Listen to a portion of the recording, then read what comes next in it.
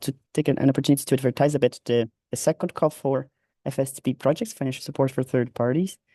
Um, I wasn't sure whether maybe somebody joined like last minute, so maybe I still say a couple of words in case that's the case. So the entire user day covered basically our work on Utter so far. You've seen some demos and you've seen participation of other projects that were funded in the first round. We are certainly in this environment of XR or extended reality technology. You heard more about it and how it's part of the EU strategy for digital future. In Utter, we're basically developing solutions towards two use cases. You heard about them as well, the meeting assistant and the customer support. I'm being brief here because I know that there was an opening and there was a schedule covering these things already. But essentially, the big challenge we're looking at is that today's large language models are by and large not really ready for the kinds of XR we envision. They're text only, text first, English centric. They are not really controllable, or we struggle to control them. They exhibit unwanted biases. Many of those are not open. They are not reproducible. They're brittle, lack interpretability, and they're not particularly efficient. So many of these limitations are targeted within Utter and by this team. You probably heard from all of us already. And where you come in, or where we invite others to join the effort, is by adopting or by applying or by extending research of the kind we develop in Utter. So basically XR research and models. And for that, we have this mechanism by the EU where we basically fund short projects. The idea is that we basically fund third-party organizations. These can be research organizations, but also SMEs. And there's no prioritization of one over the other. We invite both of them, and we would like to collaborate with both of these kinds of institute organizations to develop XR applications. Our first call ran in 2023 through basically end of summer or summer and fall. And we awarded the projects. I have a slide on that, so let me not get ahead of myself. And the second call opened not too long ago, May 1st, and it will close by the end of this month. And that's our second and last call. For the complete call documentation and for updates, I refer you to our website. If you have questions beyond what we are going to cover today, what we have time to cover today, then you can contact us on this mailing list. And basically, to submit a proposal, you see it's a simple process. They are lightweight. You would submit through this portal on the URL over there. The objectives for this call, as it was for the first call, is to develop or pilot applications using XR models in new sectors. I think what you can take by new sectors would basically mean in original ways, towards enabling new types of human-human and human-machine interaction. And XR models, as we understand them in Utter, or it's relevant for Utter, basically concern pre-trained neural networks that are adaptable to a large variety of means of expression, interactions, language, domains, styles, intent.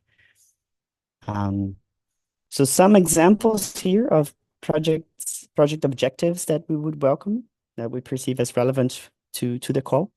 So you see improving or demonstrating efficiency of XR model inference, efficiency of XR model training, designing interfaces for usability, extending models to new language domains, modalities, perhaps applying to a new context, a new type of task, building resources for evaluation, data collection of all kinds, and evaluation itself for specific application needs. The budget for the call, for this one call in particular, is about 424,000 euros. Each one project will be granted at most 60,000 euros. This is paid half at the start of the project, half upon completion. The time frame is we welcome submissions for projects that span over 6 months, no more. I think in the first call we did go up to 9 months, but now because of the timeline of the project and because the overall consortium or at least after ends within 3 years, then basically for this call, projects should run for at most 6 months. This includes basically development and dissemination. If you're interested, you should submit before July 31st. I believe it's 6 p.m. Actually, I should verify. It's definitely not earlier, but it could be a little later. CST. So the application is fairly lightweight. There is a template. I would encourage you to stick to it. And there are rubrics of what each field contributes to in terms of assessment. And there's a document explaining also how we assess the applications. An application is around 8 pages of text, structured text, give or take a bit. We would like projects to start by December or January, at most January next year. There is some variability basically because once we make the decisions, there may be a bit of an exchange between organizations in the university to arrange everything. But probably between December and January. As for eligibility, I mentioned SMEs and research organizations, one organization per project. From Horizon Europe eligible countries, and in case there is any ambiguity there, this does indeed include the UK. In the past, that wasn't the case, but by now, they figured out the details. They ironed out the details after Brexit, and the UK is eligible. If you have if you applied to FSTP1 for our first call and your project wasn't granted and you've revised the proposal in light of feedback, we encourage resubmission. As for evaluation, there are few components, but roughly adequacy to the call. So think of relevance, uniqueness, and completeness of the proposal.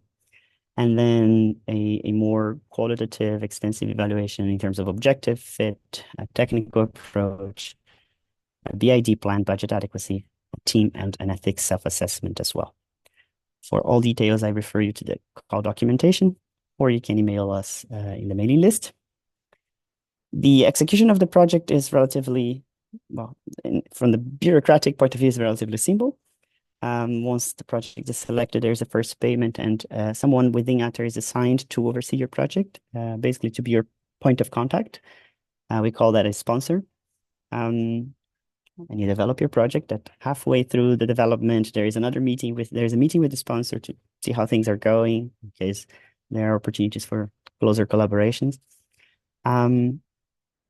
Dissemination at one point should take place within the 6 months.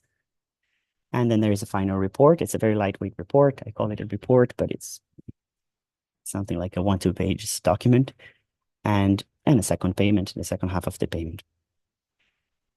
There are no deliverables in a formal sense. There are basically 2 points at which we chat, halfway and at the end. And the deliverable is essentially that you develop and disseminate the project. That's it. That's about it. For the first call, which we published last summer, decisions were communicated on around December. End of December. A total of 54 proposals were received, and 8 proposals were selected for a total of about 470,000 euros. I have here just the titles of the projects and the institutions, but if you follow the link in the footnote, then you can read a little more. You can get an abstract for each one of the projects, so that you understand a little bit more about how they contribute to the overall, let's say, XR environment.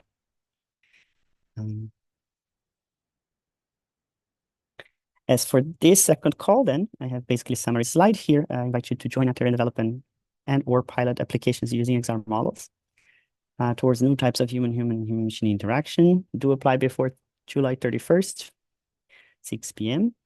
And up to 60,000 per project for a total of 424K. Projects will run for 6 months with lightweight deliverables.